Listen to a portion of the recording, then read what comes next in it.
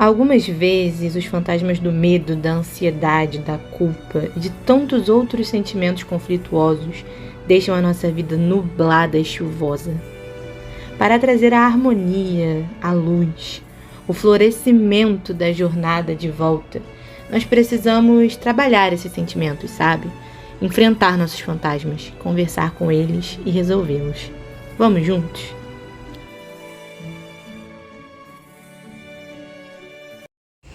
Olá, meus amigos, tudo bem com vocês? Bem, eu espero que sim. O meu nome é Isabela, eu sou trabalhadora aqui do GRESG e tô com vocês hoje para mais um Conversando com os Nossos Fantasmas. Nosso quadro baseado no livro Conflitos Existenciais, do Divaldo Franco, pelo espírito da Joana Dias. Hoje a gente vai conversar sobre um tema muito difícil, que é a crueldade.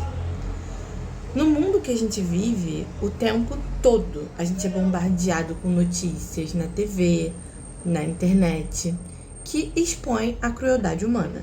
Isso por vezes indigna muita gente, traz muita desesperança, né? Às vezes até falta de fé na humanidade. Então a gente precisa conversar para entender a origem desse comportamento humano. E eu digo humano porque, assim, em maior ou menor grau, a gente tem um pouco desses fantasminhas em nós. Às vezes, quando estou lendo um capítulo para preparar o estudo, eu penso, isso eu não tenho não. Mas aí eu vou lendo e percebendo as manifestações sutis que esses fantasmas podem ter quando a gente é testado de verdade, quando a gente passa por uma situação muito difícil.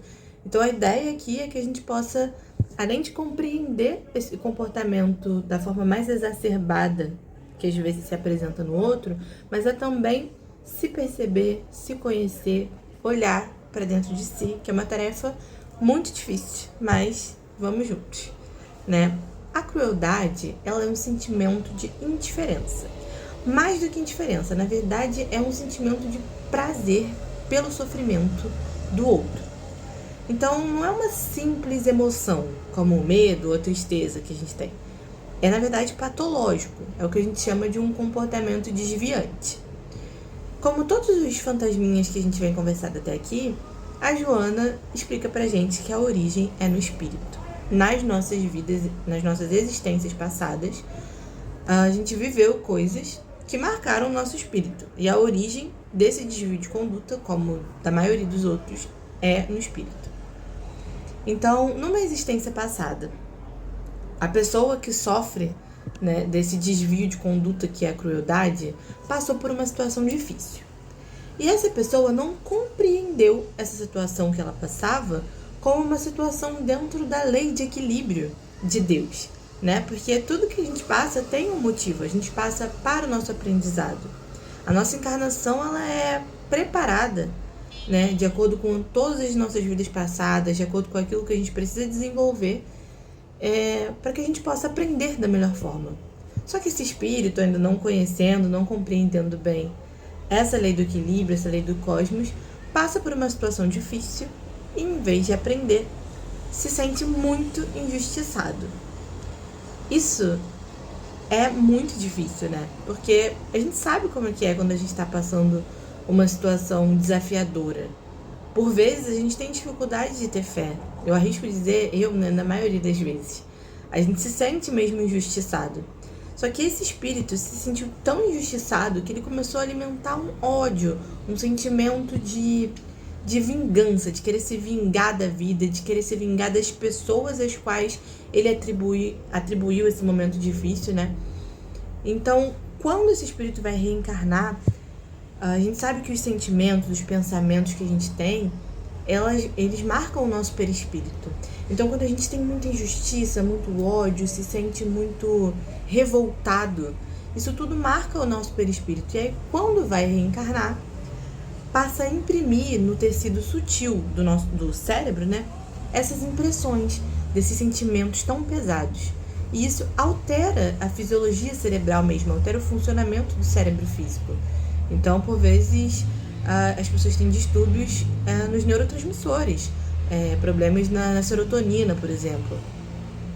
E esses distúrbios na parte física do cérebro acaba resultando nesses comportamentos disfuncionais. Ou seja, a pessoa quer causar o sofrimento no outro, a pessoa quer prejudicar o próximo, e também não se liga muito a condutas sociais que são comuns, né, a regras de convivência, e faz isso tudo sem culpa e sem arrependimento. Então, geralmente está muito ligado a transtornos psiquiátricos mesmo, psicopatias, a sociopatias, alguns tipos de esquizofrenia, como a própria Joana traz no capítulo. E eu trouxe para vocês o CID, perdão pelo barulho de carro passando na rua. Eu trouxe para vocês o CID, que é uma classificação internacional das doenças, e o CID F91 é o que fala sobre isso, é o que fala sobre os distúrbios de conduta. Então ele traz que uma pessoa que tem distúrbio de conduta tem manifestações excessivas de agressividade, tirania, crueldade com relação a outras pessoas ou animais, destruição dos bens de outrem, condutas incendiárias, roubos, mentiras repetidas. Então a gente vê que é realmente um comportamento desviante, uma desordem de conduta com propensão à crueldade. E esses distúrbios, muitas vezes, levam as pessoas a cometer crimes. São condutas extremamente cruéis, né? E quando a gente vê isso, por vezes a gente tem dificuldade de olhar para essa pessoa como uma pessoa que precisa de compaixão e de tratamento adequado. Porque é um espírito que, de outras vidas, vibra na revolta. E que trouxe isso para essa encarnação de uma forma física. Então, a nossa vida, ela é um processo educativo. Nós estamos aqui na Terra, todos nós, para melhorar. E por isso a gente precisa compreender esses processos que as pessoas trazem de muita dor, de muito sofrimento, que resulta, nesse tipo de desvio. E é muito importante, como eu disse no início do vídeo, a gente refletir que nem toda crueldade vai se exteriorizar como um crime, como o extremo. É muito comum aqui na Terra ainda matar, roubar, prejudicar, mentir, para conseguir o que quer, no mundo materialista, em que as pessoas, os espíritos ainda se colocam muito no centro. Então, a gente até escuta aquele ditado, farinha pouca, meu pirão primeiro. As pessoas se põem muito no centro. E me incluo nisso, Claro, como residente do planeta Terra, somos espíritos mais ou menos no mesmo nível de evolução. Então a gente ainda tem uma falta de desenvolvimento do senso moral. A gente precisa praticar a reforma íntima, mas para isso a gente precisa se conhecer. Então é sempre importante a gente perguntar, mesmo que não chegue a um crime, será que em algum momento eu pratico um ato para prejudicar alguém? Será que eu minto? Será que eu sou maledicente quando alguém faz uma coisa que não me agrada? Eu vou lá e falo mal do outro para prejudicar? Será que eu faço atos para prejudicar propositalmente? Então, será que em algum momento eu me reconheço nisso tudo? Como eu reajo quando as pessoas me chateiam, quando as pessoas fazem alguma coisa de muito ruim para mim? Que tipo de sentimentos eu nutro nesse momento? Que tipo de atitudes eu tomo? Então a gente pode perceber, justamente nessas situações mais desafiadoras, de que forma os resquícios do ódio e da crueldade existem em nós. Na pergunta do Livro dos Espíritos que a Joana traz nesse capítulo, que é a pergunta 752, é assim: podemos ligar o sentimento de crueldade a um instinto de destruição? E os espíritos respondem que a crueldade, ela é um instinto de destruição no que ele tem de pior. Porque a destruição, às vezes, ela é necessária, mas a crueldade, a maldade, nunca é necessária. Ela é sempre consequência de uma natureza má. Então, por trás desses atos de crueldade, de mentir, de gerar intriga, de querer prejudicar, de desejar o mal, que quando levado ao extremo, quando levado a uma situação de distúrbio psiquiátrico, pode inclusive levar a crimes, enfim, atitudes ainda mais intensas. Isso tudo não tem uma motivação diferente de maldade. Não tem um objetivo de justiça, não tem um objetivo de ensinar ninguém a nada. Os atos de crueldade são atos fundamentados na maldade. E a maldade nunca é necessária. Então é isso que essa questão do Livro dos Espíritos está trazendo para a gente refletir. Que quando a gente pratica alguma coisa, qualquer coisa que seja, desejando mal ao outro, essa atitude ela não é uma atitude de justiça, ela não é uma atitude que possa ser válida em nenhuma ocasião, porque ela é baseada, né, numa natureza má. E aí a Joana até fala, né, que todos os indivíduos experimentam uma vez ou outra crises de crueldade, justamente quando nós somos agredidos, maltratados, discriminados, ou as pessoas que a gente ama, né, quando são agredidas, maltratadas e discriminadas. Por vezes isso desperta em nós a vontade de prejudicar o outro, o ódio, a raiva, a maldade por si só. E isso faz mal às pessoas, mas faz mal a gente principalmente, porque nós estamos marcando o nosso perispírito com essa energia de revolta, de injustiça, de ódio, que realmente vai, às vezes, gerar marcas que a gente vai levar para as vidas seguintes. E é muito difícil a gente reconhecer essas características na gente, porque, assim, todos nós temos o nosso lado luz e o nosso lado sombra, como ensina a psicanálise pra gente. Mas dói falar sobre o nosso lado sombra. Dói se expor, dói reconhecer às vezes que a gente é falho. Mas é necessário. A gente só consegue, de fato, iniciar o processo de mudança, o processo de reforma, quando a gente enxerga, quando a gente põe luz sobre aquilo que está escondido, que a gente esconde, que a gente foge de nós mesmos. Mas, voltando a falar da experiência desse espírito que desenvolveu o distúrbio da crueldade, muitas vezes isso é intensificado pela família que esse espírito nasce, né? Porque é claro que a origem é no espírito, mas o meio social, ele tem muito a ver com isso. Então, por vezes, a pessoa já tem essa tendência. E aí, pela lei de causa e efeito, a gente sabe que nada é por acaso, mas a pessoa acaba nascendo num lar sem afeto, num lar com uma mãe ou um pai negligente, com responsáveis negligentes, né? Com falta de amor, muitas vezes permeado por muitas violências. Então a gente não pode esquecer que essa dinâmica ambiental e social, ela também conta nessa equação. O adoecimento mental do ser humano, ou qualquer adoecimento, aliás, né, é a tal da saúde integral. Vou até colocar uma imagem para vocês aqui. A nossa saúde, ela é composta por várias partes, né? Tem o corpo físico, tem a saúde espiritual, aquilo que a gente traz de herança do nosso espírito, das outras vidas. Tem a nossa saúde emocional, tem o ambiente que a gente está inserido.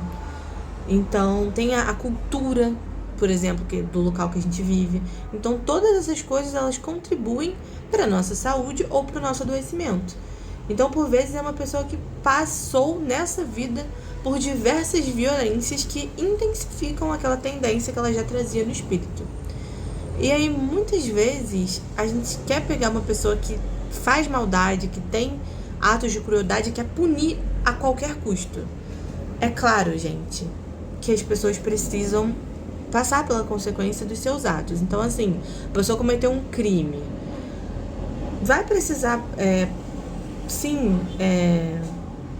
passar pelas consequências desse crime, mas a questão é como. A gente está punindo uma pessoa só por punir, ou a gente está punindo e reeducando ao mesmo tempo? Porque essa pessoa, se a gente, por exemplo, vai preso, joga na prisão e só deixa a pessoa presa, não tem uma ajuda, um tratamento psicológico, um tratamento psiquiátrico, ou a praxisterapia, que é o que a Joana de Ângeles vai trazer no final, a gente vai comentar, que é colocar essa pessoa para fazer alguma coisa, para produzir algum trabalho. Se não tem um olhar de compaixão para esse ser, de que ele precisa ser reeducado, de que ele precisa ser reinserido, a gente só piora a situação. Porque a pessoa, pensa comigo, que já leva dentro dela um sentimento de injustiça, um sentimento de revolta gigantesco, dentro de um contexto onde ela é só punida e não é tratado essa causa da crueldade, ela vai alimentar isso ainda mais e vai voltar para a nossa sociedade depois ainda com os mesmos problemas e até piores. Então é claro que as pessoas, né, vão sofrer as consequências dos seus atos, mas a gente precisa pensar com compaixão, que essas pessoas precisam ter um tratamento cuidadoso, né? E que tipo de tratamento é esse que a Joana traz pra gente na parte da terapêutica? É a terapia, né? Ou com psicólogo. E aí ela fala da importância do fazer manual. Então, da arte-terapia, isso inclui dança, isso inclui pintura, da praxiterapia, que é muito comum em hospitais psiquiátricos, né? Colocar os pacientes, é a terapia ocupacional, né? A praxiterapia é a terapia ocupacional dos dias de hoje. Colocar os pacientes para fazer algo, para que a ocupação possa ajudá-los a enfrentar, né, esse desvio de conduta. Muitas vezes é necessário um psiquiatra, porque quando a gente conversou, né, antes, isso envolve neurotransmissores, isso envolve fisiologicamente o cérebro, então por vezes vai precisar de um médico. E fora os recursos espíritas, né, que a gente conhece. Então, o passe, que ela sempre fala que é muito importante pra gente harmonizar as nossas energias. E por vezes, tanto nós, né, que levamos alguns resquícios dessa crueldade, quanto os espíritos que de fato têm o distúrbio de conduta, acabam por vezes sendo acompanhados, sendo obsediados, como a gente chama, né, sendo acompanhados por irmãozinhos sofredores que também vibram nessa mesma frequência da vitimização, nessa mesma frequência do ódio, nessa mesma frequência da vingança. Então, por vezes, ainda tá com a energia prejudicada por obsessão. Então, assim, o passe é uma ferramenta muito valiosa que a gente tem. Porque além da gente estar doando energia para aquela pessoa, da espiritualidade estar conseguindo trabalhar ali, ela também pode acolher outros espíritos sofredores que estejam juntos dessa pessoa. Então, né, toda terapia psicológica e psiquiátrica e os recursos espíritas vão auxiliar essas pessoas na sua reeducação, na sua reforma, que afinal é o que todos nós estamos aqui para fazer, e em maior ou menor proporção, né? E para aqueles que ainda não sofrem da crueldade como uma doença, como uma patologia psiquiátrica, mas que tem momentos de crueldade, como a Joana já disse, todos nós temos esses momentos, é muito importante que a gente se atente à prevenção, à terapia preventiva. Porque às vezes a gente acha que a gente se conhece, mas a gente não se conhece tão bem. Numa situação extrema, que a gente nunca viveu, a gente pode às vezes despertar lados nossos que a gente nem conhece. Então é muito importante a gente estar atento para essa crueldade, que é uma coisa que, assim, gente, destrói a nossa energia, prejudica muito a nossa caminhada evolutiva. Então a gente precisa prevenir. Como é que a gente faz essa terapia preventiva? Com muita reflexão, com muita prece. É o que a gente diz, né? Orai e vigiai. Ou olhais, vigiai e orai. E com muita caridade. Com muita ação em favor do próximo. Porque o que freia a crueldade é o amor. O amor é a única energia capaz de romper o ciclo de ódio e de vingança que muitas vezes a gente vem há muitas vidas alimentando e que por vezes há milhares de anos liga a gente com vários outros espíritos nesse mesmo looping de raiva, de ódio. Então só o amor é capaz de frear isso, de trazer as pessoas de volta à harmonia, de verdade transformar. E aí eu vou deixar um videozinho com vocês que eu lembrei muito quando eu tava lendo esse capítulo, que fala justamente sobre esse poder do amor, poder da compaixão, poder de você enxergar a pessoa como mais do que os erros dela, ou mais do que aquilo que ela tá expressando naquele momento, mas enxergar a pessoa como um irmão seu de caminhada nessa terra, que tem dentro de si potencialidades e capacidades de evoluir, de crescer, de melhorar. Só o amor, só a compaixão são capazes de fazer isso. Então, vou deixar vocês com esse vídeo que muito me emociona E até o próximo Conversando com os Nossos Fantasmas. Beijo. I remember my stepfather, would beat me, and he would beat me with extension cords and hangers and, pieces of wood and all kinds of stuff. And, after every beating, he would tell me, it hurt me more than it hurt you. And, I only did it because I love you.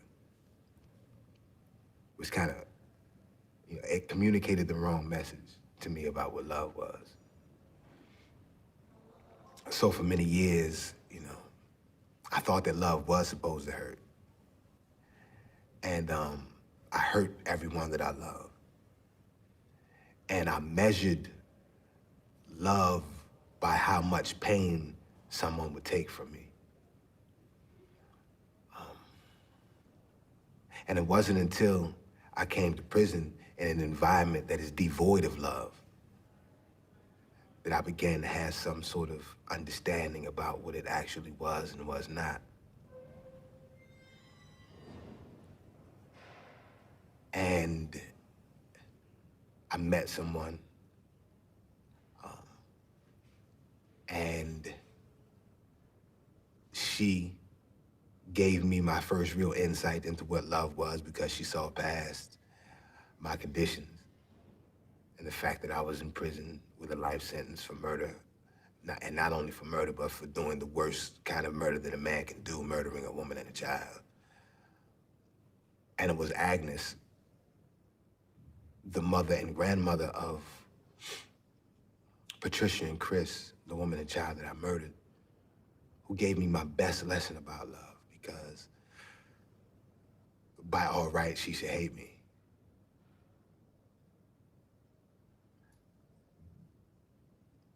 But she didn't. And over the course of time, and through the journey that we took, that's been pretty amazing. She gave me love. And